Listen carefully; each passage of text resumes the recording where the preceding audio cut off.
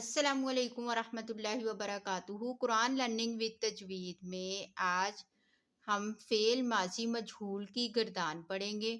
ماضی مجہول کا مطلب ہے جس میں کام کرنے والے کا معلوم نہ ہو۔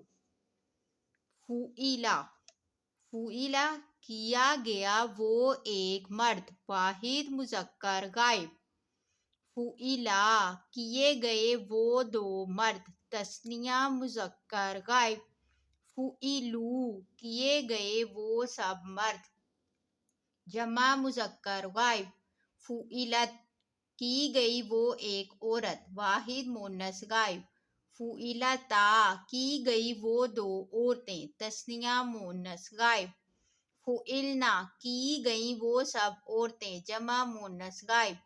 فعلتا کیا گیا تو ایک مرد، واحد مذکر حاضر۔ فعلتما کیے گئے تم دو مرد، تثنیہ مذکر حاضر۔ فعلتم کیے گئے تم سب مرد، جمع مذکر حاضر۔ فعلتی کی گئی تو ایک عورت، واحد مؤنث حاضر۔ فعلتما کی گئی تم دو عورتیں، تثنیہ مؤنث حاضر۔